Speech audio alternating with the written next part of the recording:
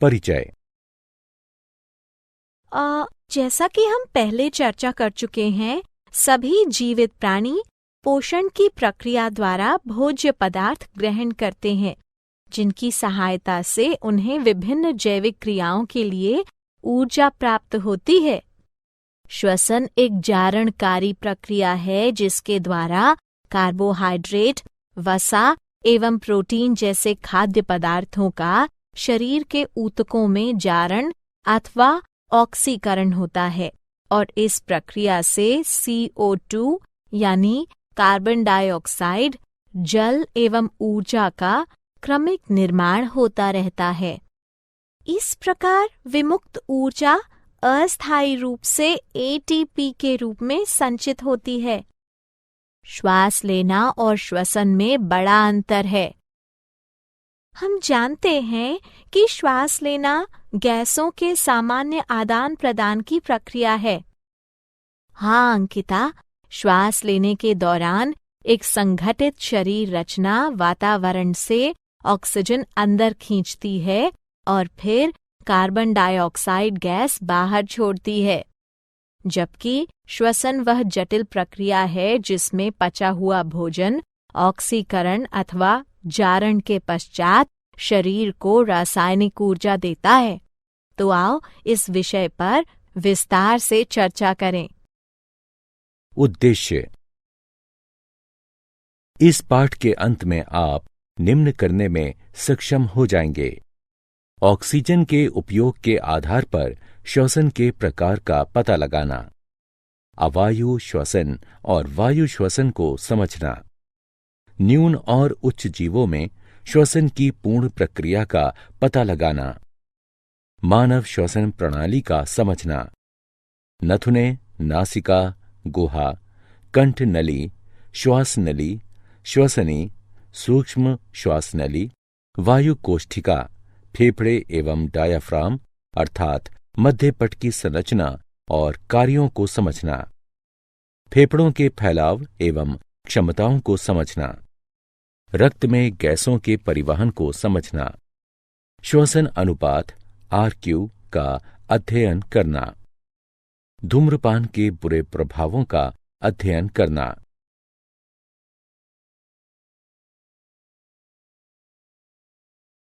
श्वसन के प्रकार। श्वसन दो प्रकार के होते हैं: अवायु श्वसन एवं वायु श्वसन। अवायु श्वसन वह श्वसन है जिसमें श्वसन के लिए ऑक्सीजन की आवश्यकता नहीं पड़ती, जबकि वायु श्वसन में श्वसन के लिए ऑक्सीजन की आवश्यकता पड़ती है। क्या आप जानते हैं कि उच्च जीवों में श्वसन की संपूर्ण प्रक्रिया अर्थात बाह्य श्वसन, आंतरिक श्वसन एवं कोशिकीय श्वसन क्षमता होती है? अवायु श्वसन।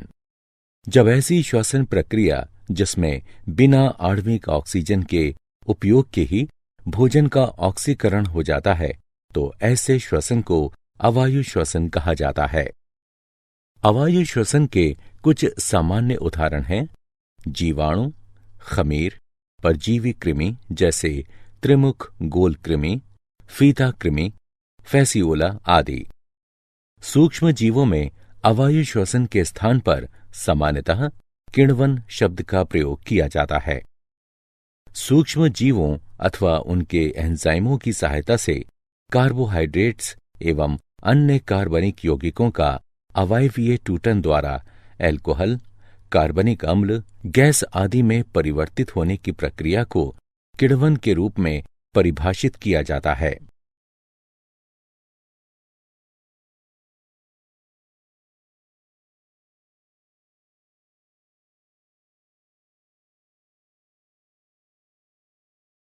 वायु श्वसन। जब श्वसन के लिए ऑक्सीजन का उपयोग होता है तो इसे वायु श्वसन कहा जाता है। उदाहरण: अधिकांश पेड़ पौधे एवं पशु। क्या आप जानते हैं कि जब हमारी मांसपेशियों की कोशिकाओं में ऑक्सीजन की कमी होती है तो पाइरूवेट लैक्टिक अम्ल में रूपांतरित हो जाता है। इसमें भी 3 कार्बन अणु होते हैं। अगर हम अचानक कुछ करते हैं तो लैक्टिक एसिड के निर्माण के कारण हमारी पेशियों में अकड़न पैदा हो जाती है। बाह्य श्वसन। बाह्य श्वसन वह प्रक्रिया है जिसके द्वारा रक्त एवं वायु के मध्य गैसों का आदान प्रदान होता है। यह एक भौतिक प्रक्रिया है। इसमें केवल ऑक्सीजन ग्रहण एवं कार्बन डाइऑक्साइड का उत्सर्जन होता है। यह प्रक्रिया 2 चरणों में संपन्न होती है, उत्प्रेरण यानी सांस लेना एवं उच्छ्वासन। उत्प्रेरण वह प्रक्रिया है जिसके द्वारा स्वच्छ वायु फेफड़ों में प्रवेश करती है। इस प्रक्रिया में झिल्ली यानी डायाफ्राम सपाट हो जाती है और स्नायु तंतुओं में संकुचन द्वारा नीचे की दिशा में दबती है एवं इस प्रकार वक्ष गुहा का आयतन बढ़ता है। बाह्य पसलियों के बीच की मांसपेशियां पसलियों एवं उरोस्थि में ऊपर एवं बाहर की दिशा में संकुचन एवं खिंचाव उत्पन्न करती हैं और इस प्रकार वक्ष गुहा का आयतन बढ़ जाता है। उच्छ्वासन वह प्रक्रिया है जिसके द्वारा फेफड़ों से कार्बन डाइऑक्साइड गैस यानी CO2 को बाहर निकाला जाता है।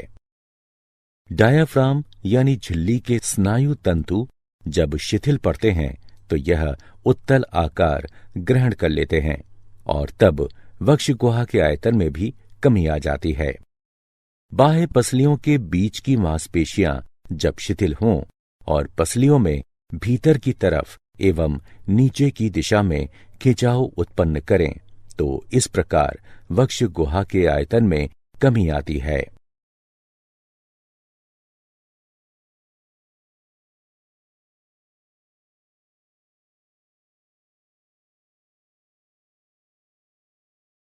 आंतरिक श्वसन। आंतरिक श्वसन वह प्रक्रिया है जिसके द्वारा रक्त एवं ऊतक द्रव और ऊतक द्रव एवं कोशिकाओं के बीच गैसों का आदान प्रदान होता है।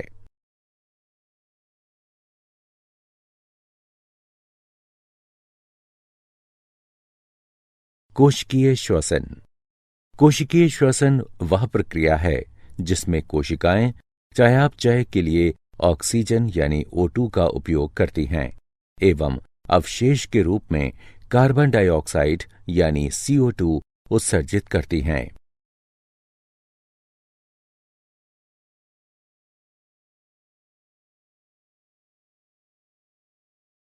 न्यून जीवों में गैसों का विनिमय। न्यून जीवों में श्वसन के लिए कोई विशेष अंग नहीं होता, अतः एक कोशिकीय जीवों में कोशिका एवं बहुकोशिकीय जीवों में शरीर की सभी कोशिकाएं श्वसन में भाग लेती हैं। सभी कोशिकाएं सीधे तौर पर जल से संपर्कित रहती हैं, इसलिए आसपास के जल में घुले ऑक्सीजन का शरीर की कोशिकाओं के कार्बन डाइऑक्साइड से सीधा विनिमय होता है। इसे त्वचा श्वसन के नाम से जाना जाता है।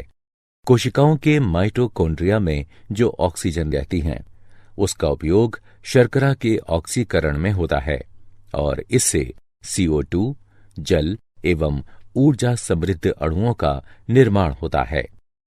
कुछ सामान्य उदाहरण हैं अमीबा, पैरामीशियम, स्पंज एवं कोलेंटेरेट।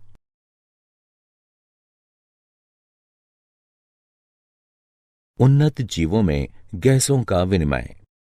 उन्नत जीवों के शरीर की भित्ति मोटी होती है, परिणाम स्वरूप विसरण संभव नहीं होता एवं इनमें चयापचय की दर भी उच्च होती है, अतः इन्हें अधिक ऊर्जा की आवश्यकता पड़ती है।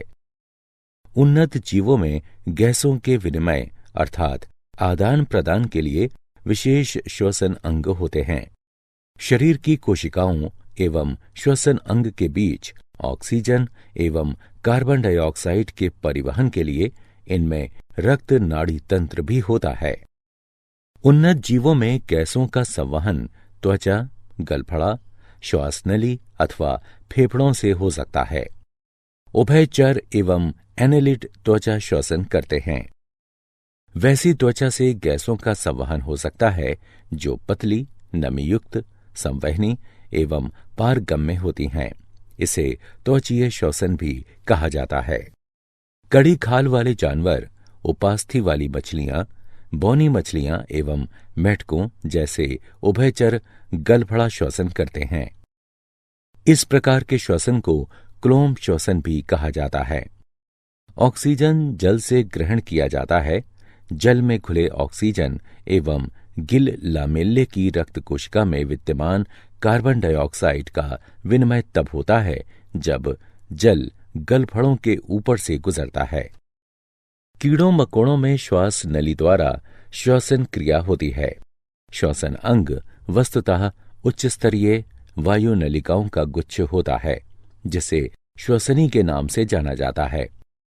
यह श्वसनियां छोटी छोटी नली छिद्रों द्वारा वायु से जुड़ी रहती हैं, जिन्हें विवर कहा जाता है। फेफड़ों द्वारा श्वसन भूमि पर रहने वाले जानवरों एवं मनुष्यों में होता है। फेफड़े श्वसन अंग हैं। इसे फुफ्फुसीय श्वसन भी कहा जाता है। यह श्वसन प्रणाली के सहयोग से होता है।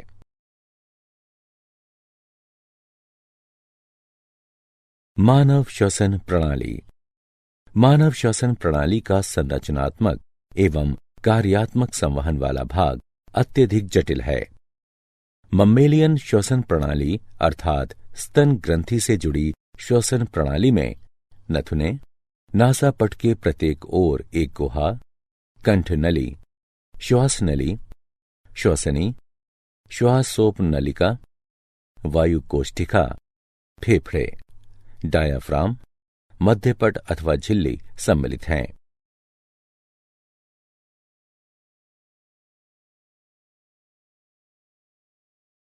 नथुने। नाक के दोनों छिद्रों को नथुना कहते हैं।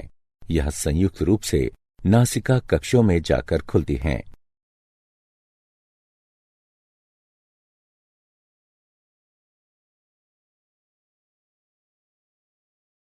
नासिका रंध्र। यह नासिका पट द्वारा दो नासिका कक्षों में विभक्त हैं।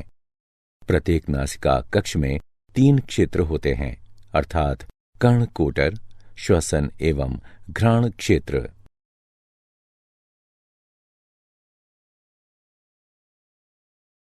कंठ नली। कंठ नली में ध्वनि उत्पन्न करने वाला लचीला तंतु अर्थात स्वर रज्जु होता है, जिसे कंठ कहते हैं। स्त्री और पुरुष की कंठ नली के आकार में थोड़ा अंतर रहता है। पुरुषों में यह बड़ा एवं प्रभावी होता है और इसीलिए पुरुषों की कंठ नली को टेंटुआ कहा जाता है। मनुष्य की कंठ नली में कंठद्वार, उपास्थि, कष्ठिका अस्थि, थायराइड झिल्ली, स्वर रज्जु, स्वर यंत्र स्नायुबंध और मांसपेशियां होती हैं। कंठद्वार ग्रसनी में जाकर खुलता है, जो कंठ नली से जाकर मिलती है।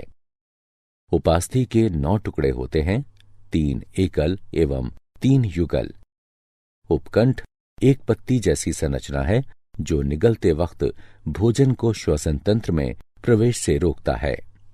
श्वास नली। श्वास नली अथवा श्वासनाल कंठ नली के साथ श्रेणीबद्ध होती है। श्वास नली एक अर्धचंद्राकार पारदर्शी वलय से जुड़ी रहती है। श्वास नली की श्लेष्मल झिल्ली के साथ एक क्रमबद्ध छदम स्त्रीकृत रोमक उपकला रहती है, जिसमें बलगम युक्त स्रावित चषक कोशिकाएं होती हैं और यह श्लेष्मय झिल्ली को बाहर धकेलने में मदद करती है।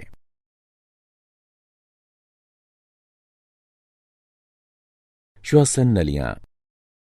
श्वसनी बहुवचन श्वसनियां, विशेषण श्वसनी संबंधी।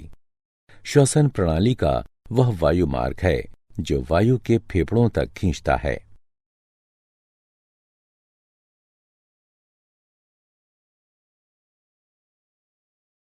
श्वासोप नलिका।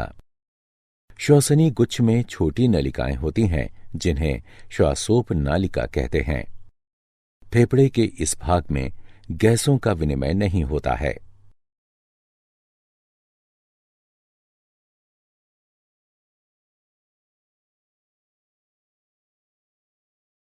वायु कोष्ठिका। वायु कोष्ठिकाएं फेफड़ों की परम संरचनात्मक एवं शारीरिक इकाइयां हैं। वायु कोष्ठिका गैसों के विनिमय के लिए विसरण द्वारा बहुत बड़ी सतह जैसे स्तनधारियों की आंत में विली उपलब्ध कराती हैं। गैसों का विनिमय वायु कोष्ठिकाओं की श्वसन झिल्ली में सर्वत्र होता है।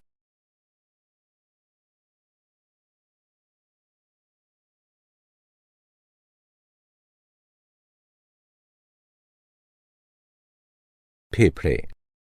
प्रत्येक फेफड़ा दोहरी झिल्ली से ढका होता है जिसे फुफ्फुस आवरण कहते हैं।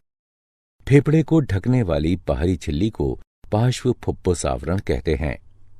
फेफड़े को ढकने वाली भीतरी झिल्ली को आंत्र फुफ्फुस आवरण कहते हैं। मनुष्य के दाहिने फेफड़े में 3 परलिकाएं होती हैं एवं बाएं फेफड़े में 2। डायाफ्राम अर्थात मध्यपट। डायाफ्राम अर्थात मध्यपट गुंबदाकार मांसपेशीय संरचना है जो वक्ष एवं उदर गुहाओं को एक दूसरे से अलग करते हैं। डायाफ्राम स्तनधारियों की विशेषता है। डायाफ्राम की आपूर्ति मध्यच्छद नसों द्वारा की जाती है। डायाफ्राम में छेद होने की स्थिति में सांस रुक सकती है और यह प्राणघातक हो सकता है। श्वसन एवं फेफड़े का आयतन एवं क्षमताएं। 4 प्रकार के श्वसन आयतन होते हैं। ज्वारीय आयतन अर्थात टाइटल वॉल्यूम यानी टीवी, श्वास ग्रहणात्मक निग्रह आयतन अर्थात इंस्पिरेटरी रिजर्व वॉल्यूम यानी IRV, श्वास निस्सरण निग्रह आयतन अर्थात एक्सपायरेटरी रिजर्व वॉल्यूम यानी ERV एवं अवशिष्ट आयतन अर्थात रेसिड्यूल वॉल्यूम यानी RV। इसी प्रकार 4 श्वसन क्षमताएं भी होती हैं। श्वास ग्रहणात्मक क्षमता अर्थात इंस्पिरेटरी कैपेसिटी IC, कार्यात्मक अवशिष्ट क्षमता अर्थात फंक्शनल रेसिड्यूल कैपेसिटी FRC, महत्वपूर्ण क्षमता अर्थात वाइटल कैपेसिटी यानी VC एवं फेफड़ों की क्षमता अर्थात टोटल लंग कैपेसिटी यानी TLC। श्वास गति को अंकित करने वाले यंत्र को स्पाइरोग्राम कहा जाता है। हवा की वह मात्रा जिसे फेफड़े वहन कर सकते हैं, संग्रहित रख सकते हैं अथवा विभिन्न परिस्थितियों में छोड़ सकते हैं, इसको फुफ्फुसीय आयतन कहते हैं एवं 2 अथवा 2 से अधिक फुफ्फुसीय परिमाणों के योग को फुफ्फुसीय क्षमता कहते हैं। फुफ्फुसीय आयतन को मापने के लिए जिस उपकरण का हम उपयोग करते हैं उसे सामान्यतः स्पाइरोमीटर अथवा रेस्पाइरोमीटर कहा जाता है।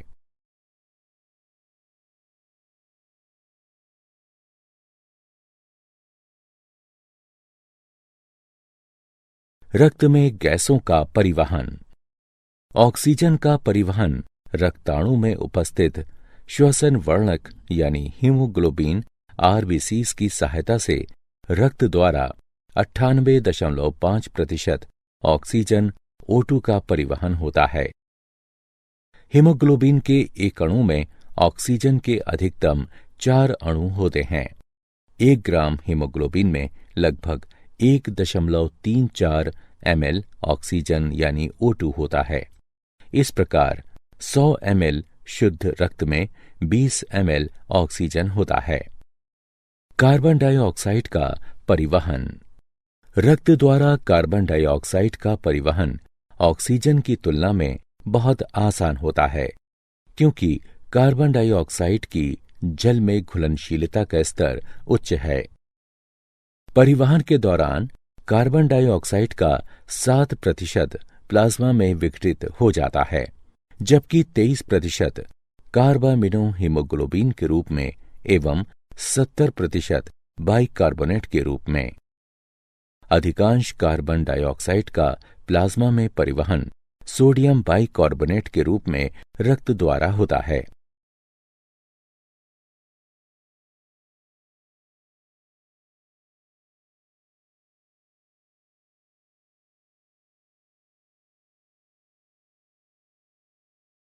श्वसन अनुपात RQ। निर्मुक्त किए गए CO2 के आयतन एवं अवशोषित O2 के आयतन के अनुपात को श्वसन अनुपात कहा जाता है। श्वसन अनुपात अर्थात RQ का अधः स्तर अर्थात सबस्ट्रेट के परिमाण पर निर्भर करता है। यद्यपि RQ के निर्धारण से हमें श्वसन में उपयोग किए जा रहे सबस्ट्रेट की प्रकृति और चयापचय के प्रकार का पता चलता है। धूम्रपान के बुरे प्रभाव। तंबाकू के धुएं में भारी मात्रा में जहरीले रसायन होते हैं जो मानव के स्वास्थ्य पर बुरा असर डालते हैं। इससे फेफड़ों का कैंसर, खांसी, ब्रोंकाइटिस अर्थात फेफड़े में सूजन, वात स्फीति एवं कार्बन मोनोऑक्साइड विषाक्तता हो सकती है। क्या आप जानते हैं, अधिकांश कोशिकीय प्रक्रियाओं के लिए ATP ऊर्जा मुद्रा की तरह है। श्वसन क्रिया के दौरान जो ऊर्जा मुक्त होती है उसका उपयोग ADP एवं अकार्बनिक फॉस्फेट से ATP अणु के निर्माण में होता है। कोशिका में ऊष्माशोषी प्रक्रिया संपन्न कराने के बाद रासायनिक प्रतिक्रिया को आगे बढ़ाने के लिए इस ATP का उपयोग किया जाता है। जब जल के उपयोग से ATP में टर्मिनल फॉस्फेट लिंकेज विघटित होता है तो इस प्रक्रिया के दौरान जो ऊर्जा उत्पन्न होती है वो 30.5 kJ मोल के बराबर होती है। मांसपेशियों के संकुचन, प्रोटीन संश्लेषण, तंत्र का आवेगों के चालन एवं अन्य अनेक गतिविधियों के लिए कोशिकाओं में ATP का उपयोग होता है। यदि वायु कोशीय सतह में फैलावाता है तो यह लगभग 80 m वर्ग आयतन आच्छादित करेगा। यदि हमारे शरीर में ऑक्सीजन के स्थानांतरण के लिए विसरण किया जाता है तो ऑक्सीजन के एक अणु को फेफड़े से पैर की उंगलियों तक संचरण करने में अनुमानतः 3 वर्ष का समय लगेगा। सारांश। आइए हमने जो कुछ सीखा है उसे संक्षेप में दोहराएं। श्वसन की 2 प्रक्रियाएं होती हैं, सांस लेना और सांस छोड़ना। पसली की मांसपेशियां एवं डायाफ्राम सांस लेने में सहयोगी की भूमिका निभाते हैं। ऑक्सीजन की सहायता से वायु श्वसन होता है और इसी के कारण हेक्सोज पूर्णतः विघटित होकर कार्बन डाइऑक्साइड एवं जल में परिणत हो जाता है। अवायु श्वसन ऑक्सीजन की अनुपस्थिति में होता है और इसमें आधा स्तर अर्थात सबस्ट्रेट का अपूर्ण विघटन होता है। न्यून जीवों में त्वचा श्वसन जबकि उच्च जीवों में श्वसन के लिए विशेष श्वसन अंग होते हैं, जैसे एनालिड में त्वचा, कीटों में श्वास नलिये, उभयचरों में फेफड़े एवं त्वचा, कड़े खोल वाले जानवरों अर्थात क्रस्टेशियनों एवं मछलियों में गलफड़ा और स्तनपायियों, पक्षियों एवं सरीसृपों में फेफड़े। मानव की श्वसन प्रणाली का गठन नासिका छिद्रों, नासिका कक्ष, कंठद्वार, श्वास नली, श्वसनी एवं फेफड़ों के अंदर ब्रोंकियल इंटरकॉम के मिलने से होता है। तंबाकू के धुएं में भारी मात्रा में जहरीले रसायन होते हैं जो मानव के स्वास्थ्य पर बुरा असर डालते हैं। इससे फेफड़ों का कैंसर, खांसी, ब्रोंकाइटिस अर्थात फेफड़े में सूजन, वात स्फीति एवं कार्बन मोनोऑक्साइड विषाक्तता हो सकती है।